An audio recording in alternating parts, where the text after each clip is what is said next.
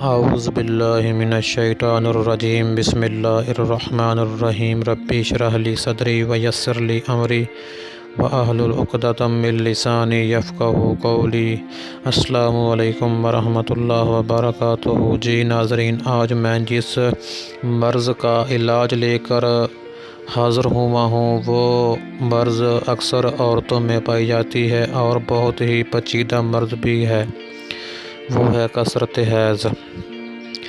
تو اس کے بارے میں جی ناظرین، کثرت حیض کی جان لیوا مرض کے علاج کے ساتھ حاضر ہوں۔ کثرت حیض کا علاج اگر جلدی نہ کیا جائے تو یہ عورت کی زندگی کا چراغ کھول کر دیتی ہے۔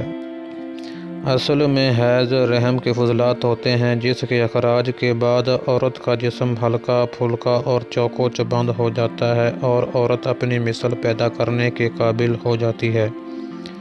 اس کے برعکس جب رحم کے اندر کے عضلات اور شریانیں سوزشناک ہو جاتی ہیں اور شریانیں پھٹنے شروع ہو جاتی ہیں جن سے جریان خون ہونے لگتا ہے، عورت لیٹی رہے تو کچھ خون اندر رک جاتا ہے اور جب عورت اٹھ کر چلتی ہے تو وہی خون لوتھڑوں کی شکل میں نکلنے لگتا ہے۔ اس حالت کو دیکھ کر عورت خوف زدہ ہو جاتی ہے اور اخراج خون سے کمزوری ہو جاتی ہے اور اکثر عورتیں غش کھا کر گر پڑتی ہیں، چکر آتے ہیں۔ اگر جریان خون بند نہ کیا جا سکے تو خون سے موت بھی واقع ہو سکتی ہے، کیونکہ سوزش عضلات ہے۔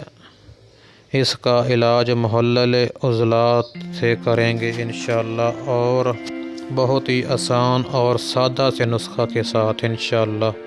اس سے پہلے آپ میرے چینل کو سبسکرائب کر لیں، شکریہ۔